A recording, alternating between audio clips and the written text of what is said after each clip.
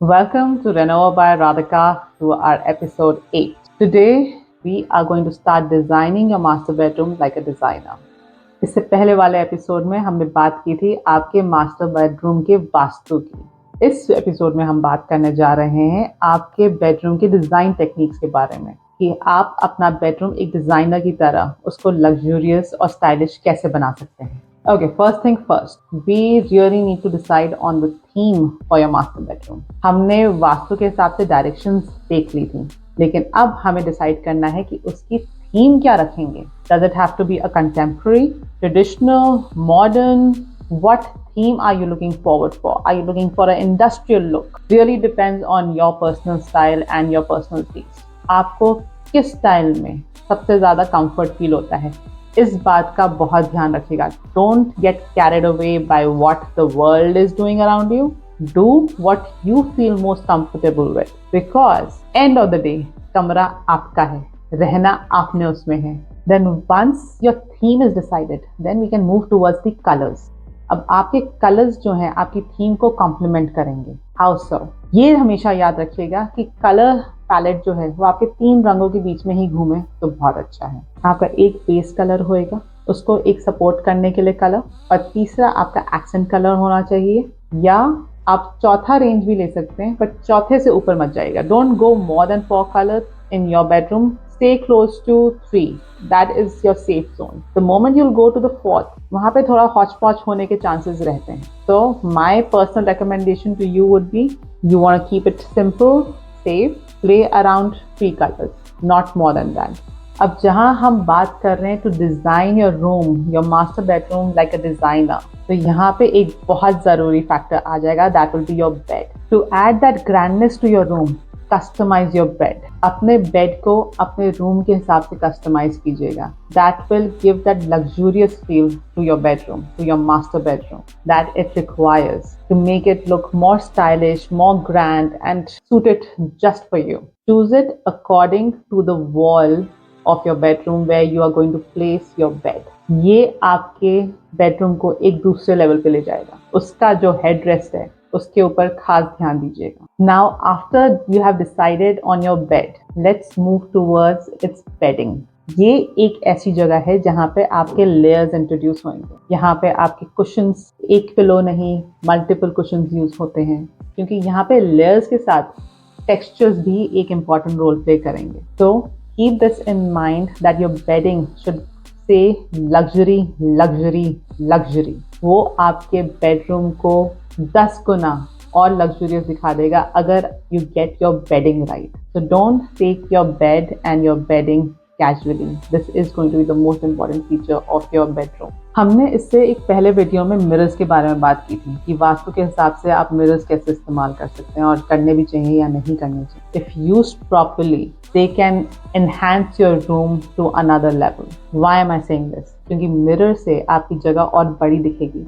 Mirror से आपकी जगह में और ब्राइटनेस आएगी. Especially if your mirror is placed somewhere close to the window where you are getting your natural light, वो मिरर उस नेचुरल लाइट को डबल करके आपके कमरे में फैलाएगा. So it is very very useful. शर्त अभी भी वही है, mirror has to be used very carefully, keeping in mind the important thing कि आपके बेड की रिफ्लेक्शन उस मिरर में नहीं आनी चाहिए, आपकी सोते हुए बॉडी की रिफ्लेक्शन उस मिरर में नहीं आनी चाहिए. If you can follow this rule, mirror is the biggest asset when it comes to designing. So mirrors and lights are very important.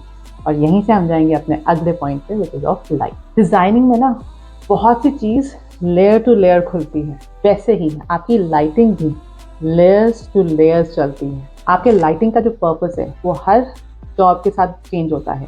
Sometimes you just want an ambient light, sometimes you want a task light, sometimes you need a focus light, sometimes just a little bit of everything. So make sure that in your master bedroom, because again this will elevate your space to another level. Don't underestimate the value of the light. Light also natural light as well, even your artificial light जो हम bulb से देते हैं, ये सब अपने अपने level पे एक काम करते हैं.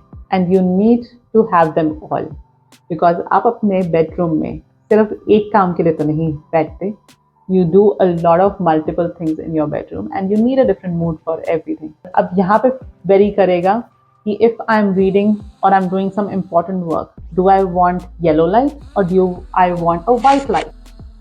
तो येलो लाइट एम्बियंस के लिए बहुत अच्छी, बट जो व्हाइट लाइट है उस पर आप अगर पढ़ाई कर रहे हैं तो वो आपके काम आए। एंड जो येलो लाइट है वो आपका एम्बियंस क्रिएट करने के लिए, जैसे कि if you just relaxing and just watching TV, वो उसके लिए बहुत अच्छा है। और if you just want to have a relaxed mood and getting a massage done, वो उसके लिए बहुत अच्छा। तो yellow light will really help you in relaxing. The white light, the more white it will become, the more brightness there will be in your room. And with that, more alert you will become. With that, it will be easier for you to do critical work.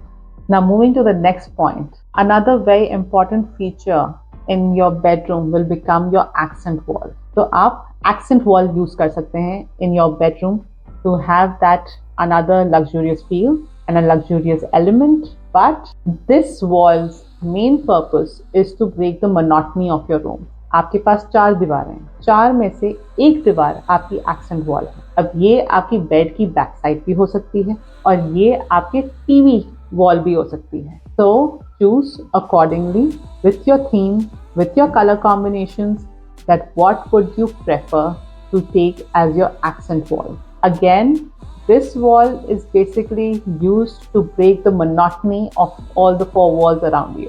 Now we have spoken about walls, but what about our windows, right? और आप यहाँ पे बोलेंगे कि राधिका कितना layers और layers और layers चल रहा है, क्योंकि विंडोज में भी हमें लेयर्स और लेयर्स चाहिए।